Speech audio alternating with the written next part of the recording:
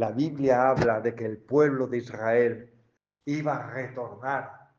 Lo que pasó en 1948, cuando Israel fue declarada como nación independiente, es un milagro tan grande. Después de la muerte de 6 millones de judíos en el Holocausto. ¿Tú sabes lo que es un pueblo que entonces serían como 1,5 millones de judíos, mujeres, ancianos y niños y sobrevivientes de los campos de exterminio, venciendo en la guerra del 48 en 3 meses a un ejército de 2 millones de árabes, hombres aguerridos y armados por el Imperio Británico, los franceses y los alemanes? Si Dios no hubiera estado con el pueblo de Israel, no hubieran vencido. Pero Dios nos ha dado un reloj para ver sus tiempos. Y muchos identificaron que cuando el pueblo de Israel volvió a su tierra, las cosas se empiezan a acelerar. En el reloj de Dios, las cosas empiezan a ir en una dirección. Y se está cumpliendo. Muchos judíos están encontrando a Jesús como el Mesías, más que en ninguna generación en los tiempos pasados. Dios les puso dureza en su corazón. Dios lo puso embotamiento en su mente. Pero muchos empiezan a quitarse la venda y empezar a reconocer que ese que traspasaron, ese es el Mesías. En el capítulo 28, el versículo 16, dice: por tanto, Jehová el Señor dice: he aquí, yo he puesto en Sión un fundamento, una piedra, piedra probada, piedra angular, piedra preciosa, piedra de cimiento estable, y el que creyere en ella no se apresure, o como dice otra versión, no será avergonzado. ¿Cuál es esa piedra preciosa que él ha puesto en Sión? ¿Cuál es esa piedra que cuando Pedro le dijo: tú eres el Cristo, el Hijo del Dios viviente? Jesús le dijo: tú eres una piedrecita, pero sobre esta piedra yo voy a edificar mi iglesia. La piedra edificada en Sión, el fundamento es Jesús. Esa piedra que Dios nos ha puesto como fundamento sobre el monte Sión, que está en Jerusalén, precisamente ahí, en ese hermoso fondo fotográfico. En el 24-23 dice: la luna se avergonzará, el sol se confundirá, cuando Jehová de los ejércitos reine en el monte Sión y en Jerusalén, delante de sus ancianos. Será glorioso. Eso está en Isaías. Habla que Dios algún día va a venir a reinar en el monte Sión con todos sus ancianos detrás. ¿Dónde está eso? En el libro de Apocalipsis, donde habla acerca de cómo Dios con sus ancianos, es decir, con aquellos aquellos representantes de todos los cristianos que le siguen, va a venir algún día a poner su reino y su gobierno en ese lugar que se llama Jerusalén. Voy acabando.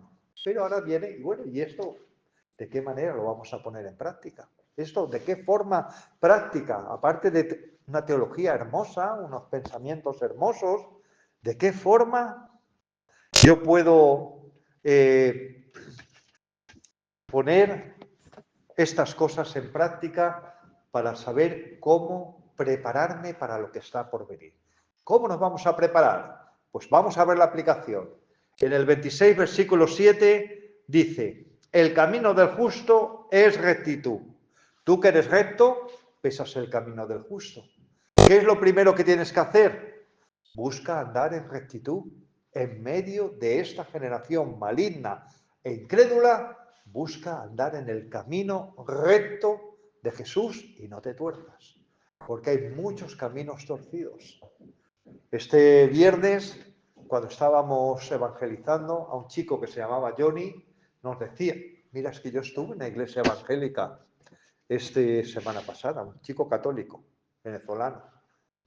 Y cuando estaba allí, me decía el pastor, tenemos que probar a Dios, dale al Señor tu ofrenda para que Dios te dé tu milagro. Y él decía, yo conozco poco la Biblia, pero yo sé que eso no está en la Biblia, que haya que probar a Dios. Entonces hay mucha gente que está predicando caminos torcidos.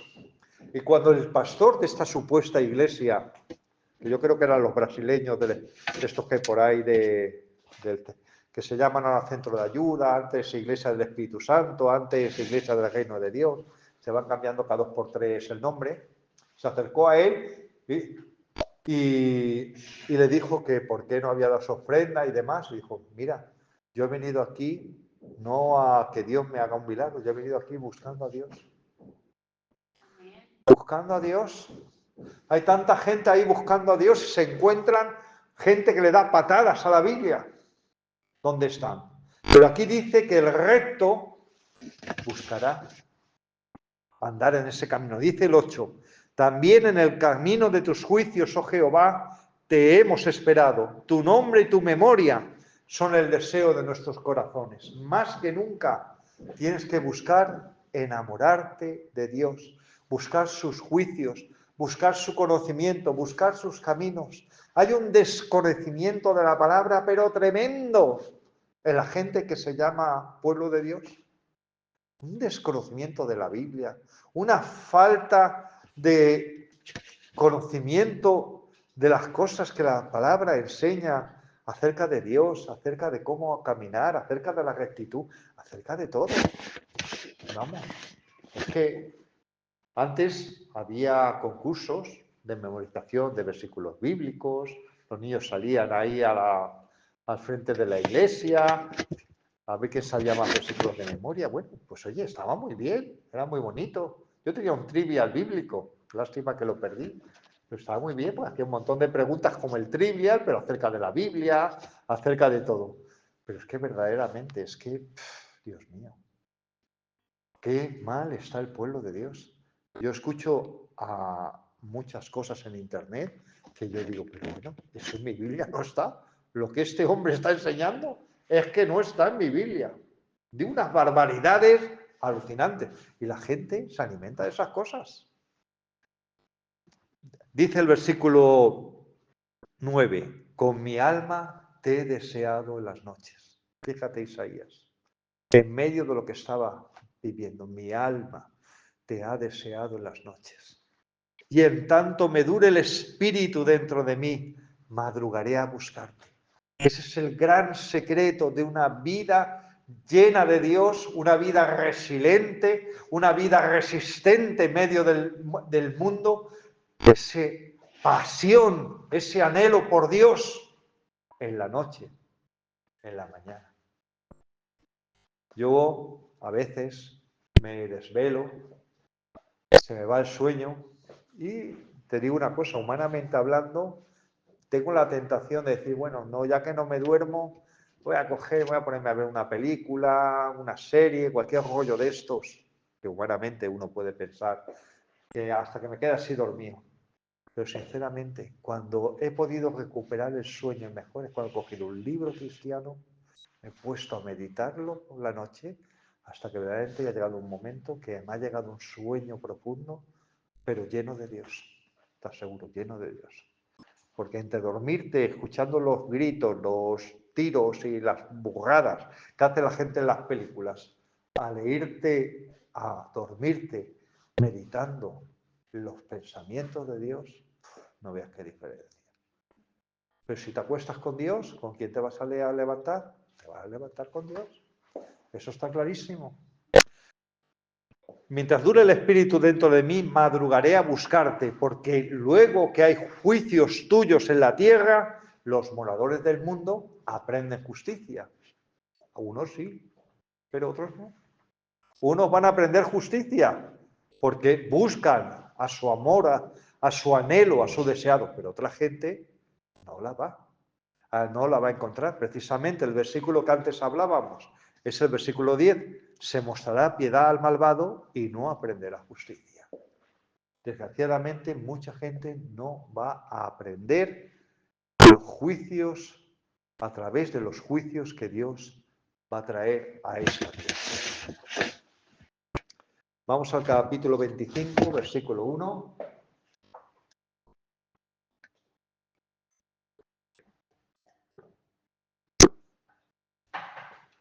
Capítulo 25, versículo 1 dice: Jehová, tú eres mi Dios, te exaltaré, alabaré tu nombre, porque has hecho maravillas, tus consejos antiguos son verdad y firmeza.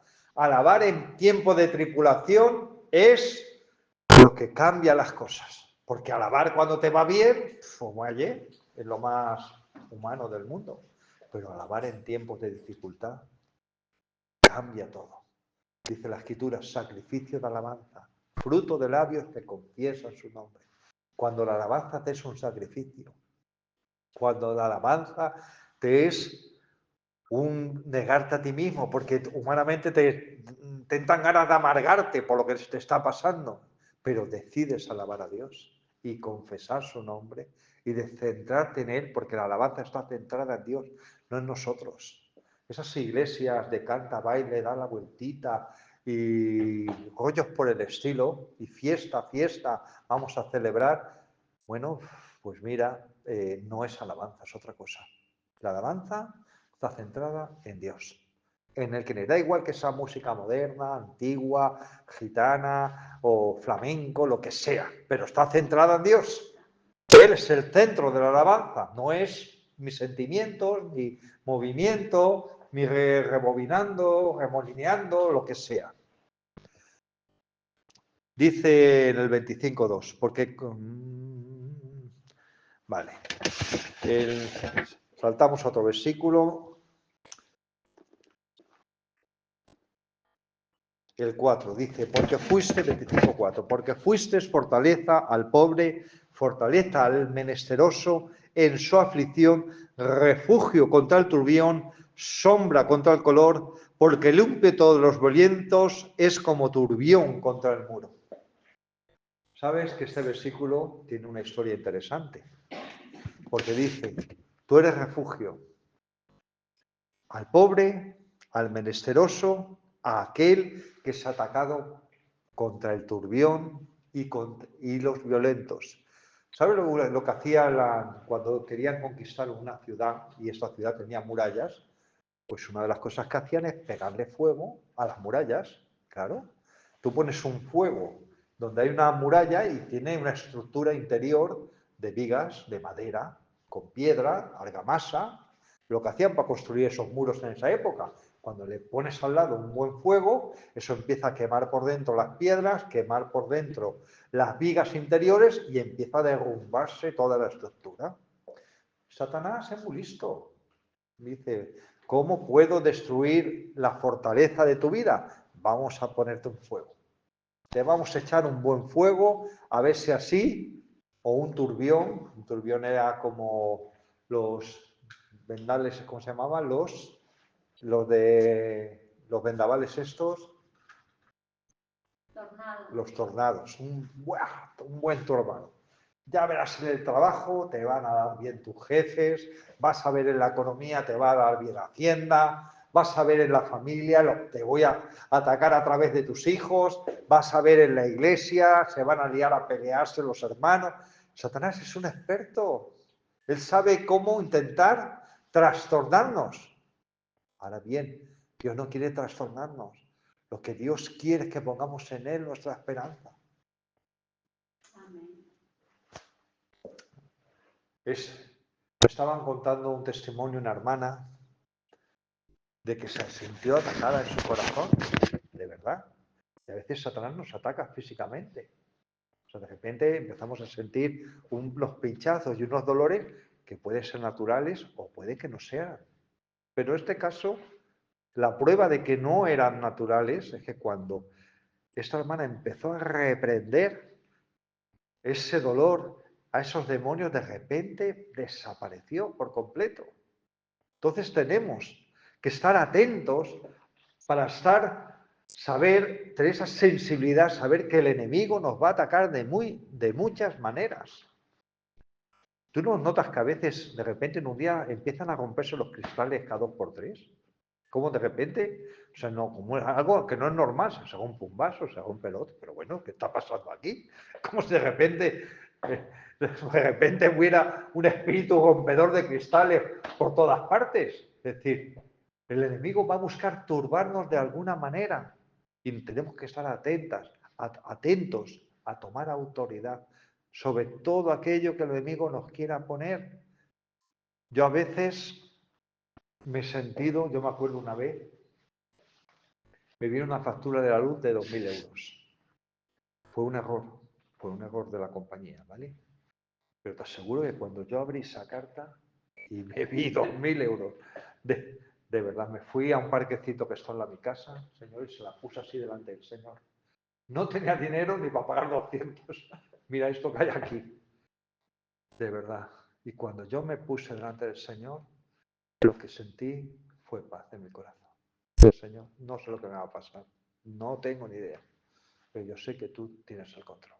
Y luego ya rectificaron la factura y bueno, el Señor proveyó todo eso. No podemos evitar que el enemigo nos intente zarandear como trigo. Lo que sí podemos elegir nuestra respuesta.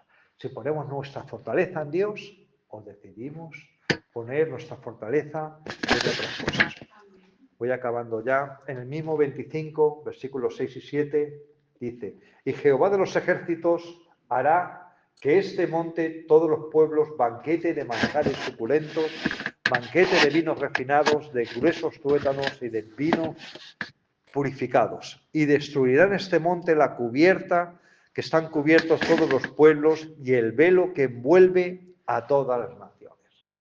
¿De qué monte está hablando? Donde pondrán un banquete para todos los pueblos y hará que el velo se rompa y se abra a todas las naciones. Pues los que conocemos la palabra, sabemos que en ese monte Sion, hubo un velo que se rasgó de arriba abajo.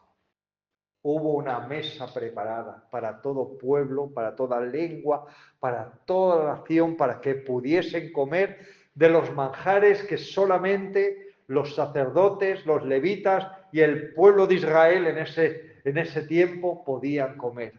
Para que todas las naciones viniesen a reconocer a aquel que Dios ha puesto para salvación de todos los pueblos. Estas hermosas promesas, esas hermosas profecías, Dios nos ha dado en el libro de Isaías, para que creamos, para que vivamos y para que andamos.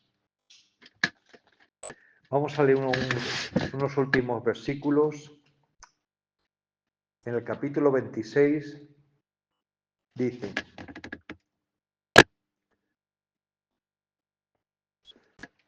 vamos a leer desde el 1. Dice: en aquel día cantarán este cántico en tierra de Judá. Fuerte ciudad tenemos, salvación de Dios por muro y antemuro. ¿Quién es el que salva al pueblo? De Dios. ¿Quién es el muro alrededor nuestro? El escudo alrededor nuestro. ¿Acaso no es nuestro Dios? ¿No es aquel que tenemos que agarrarnos en momentos de tanta destrucción, de tanta desolación? Dice el 12: abrid las puertas y entrará gente justa, guardadores de verdad. Hay muchas puertas abiertas para los hijos de Dios, pero ¿qué tienen que hacer? Ser justos y guardar la verdad. Es decir, que nosotros nos cerramos las puertas de Dios cuando decidimos andar en la injusticia y cuando decidimos andar en la falsedad. El 3, tú guardas en completa paz aquel cuyo pensamiento en ti persevera, porque en ti ha confiado. El secreto de la paz, o la ciencia de la paz, la ciencia de la paz, es que tu mente persevere en las cosas de Dios. Más que nunca tenemos que llenarnos de la palabra. Tienes que tener un plan de lectura. Leer toda la Biblia durante el año. Cada año hacer ese propósito de leer toda la Biblia todos los libros y conocerla. ¿Quién era Isaías? ¿Quién era Amós? ¿Quién era Mateo? Conocer la Escritura, al Dios de la Biblia y a la Biblia de Dios. ¿Qué pasa? Que decimos, conozco al Dios de la Biblia, amén, gloria a Dios. Conoce la Biblia de Dios un poquito también, porque vas a conocer al Dios de la Biblia. Dice el 4, confiad en Jehová perpetuamente, porque en Jehová el Señor está la fortaleza de los siglos. Con ese versículo voy a acabar. Precisamente en los tiempos de aflicción es donde se ve el material de lo que estamos hechos. En los tiempos que somos probados, que somos metidos por el fuego, Dios utiliza todo eso, no solamente para sacar tanta impureza de nosotros, sino para que su luz brille hacia los demás.